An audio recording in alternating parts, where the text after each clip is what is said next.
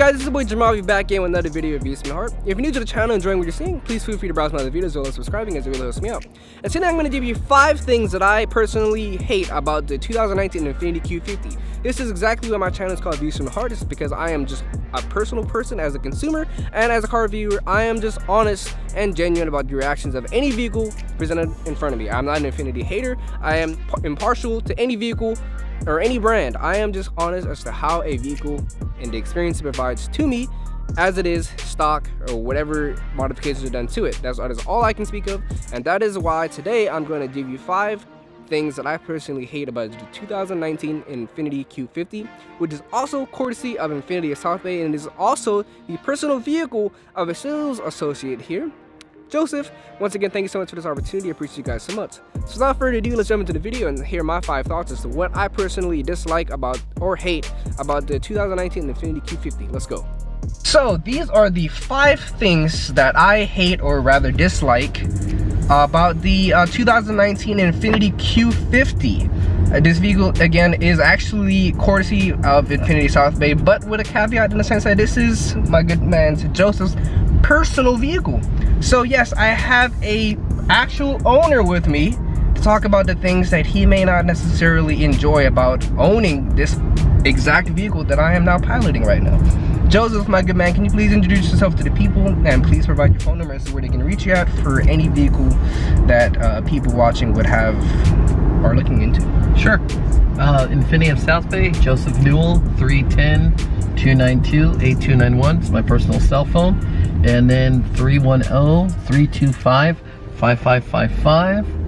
And we'll go ahead and get this journey started, brother. Yeah, so we can't be going a little bit too crazy because, you know, the person that were to receive a ticket, unfortunately, if we were to unfortunately be pulled over, would be Joseph. So yeah. I'll be sure to go extra crazy just to allow that.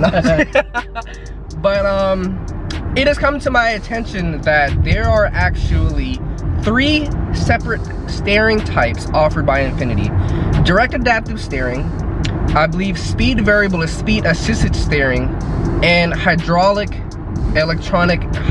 regular hydraulic pump assist with electronic assist steering. And Joseph has let me know that this is the one that has the most communicative steering, which is obviously the latter of all 3, the hydraulic plus electronic assist steering. Now honestly, I am in standard right now, and I can feel a pretty significant difference between the previous ones and how much better the steering is. Now I will say this: it is not up to my personal standards. It is still pretty light, and I would now put it into sport mode and see if there is any significant change in this vehicle. I'm not going to be driving too fast because, again, due to the aforementioned, but in sport mode the steering got a little bit more weighted, it's a little bit heavier. But for me personally, I will say this: it is significantly better than both what I've experienced in DAS as well as speed variable steering. I personally believe that those are 2 awful options that should never exist. There is absolutely no reason whatsoever for Infiniti to have developed those 2 steerings. The fly-by-wire steering is completely awful, and unless you look for one specifically that has this steering, you will be stuck with one of the most muted, boring, mundane, and horrible driving experiences I've honestly ever driven. So while this is not nearly as egregious as what I've originally experienced, it is still not up to my standards. It would be absolutely more enjoyable, but for the sake of the video, I would say that this is, while it's better than the previous Red Sports that I've done, it is just not personally for me in terms of what I'd want for my daily driver. Number 2 of the 5 things that I may not like about this vehicle is that I feel that it misses on the sport plus luxury infusion. Joseph, can you please explain why, as one of the things of you personally owning this vehicle, why do you feel it does not deliver on a sport car plus luxury in combination? Yeah, basically, I think for the amount of money we're paying for these vehicles, you know, and a daily driver, typically, you know, I thought I'd be comparing this directly to like a BMW or Mercedes, you know, since it's a full-blown luxury car, like that car right there, you know what I mean? 7 Series, right? That might be a little bit too much of a but you know, comparison. But comparable to a 4 or to a 5, you know what I mean? Yeah, it's in between. But you know, why are the materials, why do we have a faux wood trim that's plastic? Put wood trim. That You know is what I true. mean? I will say this though too, BMW is known to use faux wood trim as well, at least in their 3 Series. But being a personal 3 Series owner as well, I can say that in a more of a vacuum per se, the overall material qualities used in the 3 Series do feel to be a little bit more premium than what I do find in here. On a 3 Series, brother, you have real leather. Depending on which one you offer now, like there is faux leather as well, with the option for real leather seats. I personally have real leather, Dakota leather seats in my personal vehicle. I can tell that there is a significant difference between the Dakota leather in my vehicle and this faux leather in here. Right. But is there an option to have real leather seats? Oh yeah. On the when you get into the Red Sport. But only the Red Sport, so not you the get the Red Sport, the Q50 Red Sport. But then you go into the Q50 Sport, you'd have a semi-leather. But this is leatherette, and this is so there is no, so you can't get a Q50 and still have premium leather, real genuine leather, unless you go into the Red Sport. That is absolutely until it's $55,000 out of your pocket, bro. Wow, that is and to be honest with you, the seats on the Red Sport are a lot more comfier than they are. I've experienced way more them. Comfier. Definitely, like when I did the Q60 S Red Sport, I definitely had one of the better interiors. It was definitely premium in there. Right. But I can definitely see a stark downgrade in here, and it's a little bit disappointing in that regard. Brother man, touch that dashboard. You see what I mean? Yeah, I mean, it needs a little bit of touch to it, you know? Just a little bit, you know, because it is marketed as something that is supposed to provide a more sporty experience as well as combining luxury. This is a luxury car, bro. And this is, you know what I mean? This is just adequate. I feel like my QX50 got better materials done in their car than my car. Yeah, actually, honestly, I feel like besides the Q60S Red Sport that I did, the second best interior that I've experienced was the QX50 Essential package, I believe it was. That's the top of the line, right? No, it's a Lux with the Essential, but basically the fully loaded. But even at the mid-base QX50, it's still nicer materials than this on a base car. And that's a little bit absurd. Remember, people, this is not just my thoughts. So this is coming from the person that owns this literal car that I am driving right now. So thank you so much for allowing me to drive it, baby. Man. And I'm selling them. Yes, he also works at Infiniti, obviously, as to why he did provide his personal number in the beginning. He works at Infiniti, owns an Infiniti. So these are genuine thoughts from someone, not just who is a reviewer, but someone that actually lives with his car on a day in and day out basis. Right. So number 3 would be the stock tires, which this vehicle also has. Oh, I agree with you. The stock Dunlop tires on this car is absolutely abysmal. It is one of the worst tires I've ever experienced in any car. I don't know what Infiniti was thinking in terms of providing these. Oh my god, it is so vague that it would behoove you, if you were looking into this vehicle and buying it, that the moment you drive off the lot, you do a nice burnout, kill the tires, and go buy Michelin Pilot Sport 4S or Pilot Super Sports, because these tires will do you an extreme disservice.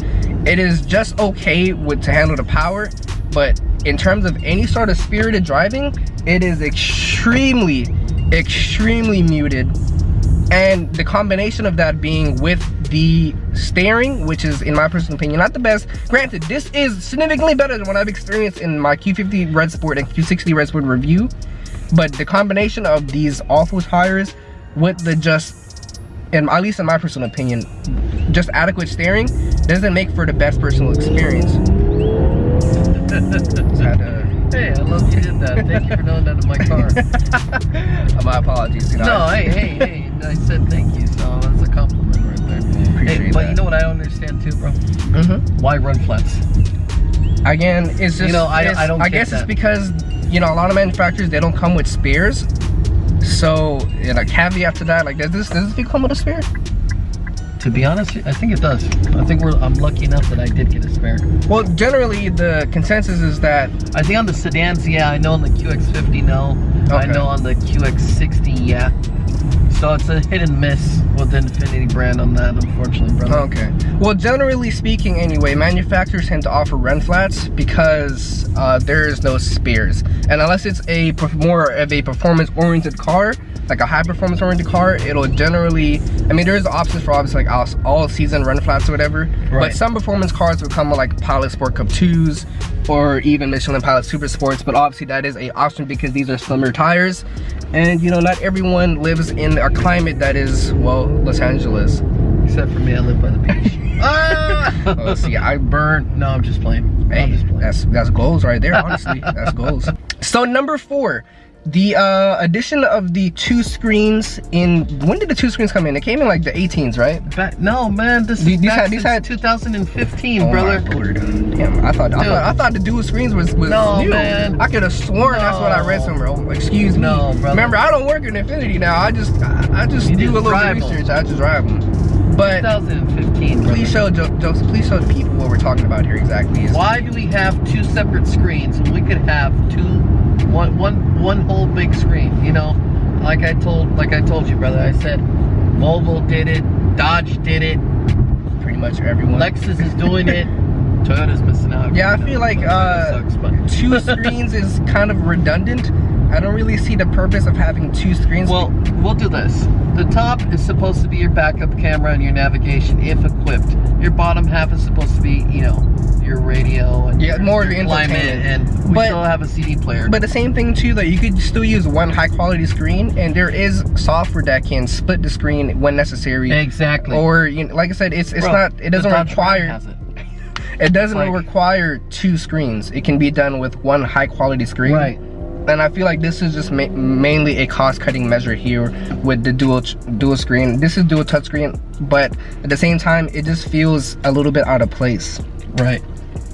And number 5 of the 5 things that I dislike about the Infiniti Q50, and this actually extends to a lot of Infinitis in general, that they seem to be very lethargic and slow when it comes to bringing out like life cycle updates or refreshes in their vehicles, especially in the interiors. Now correct me if I'm wrong, Joseph, but this interior as it stands and how the people are looking at it right now, right, has not changed by much.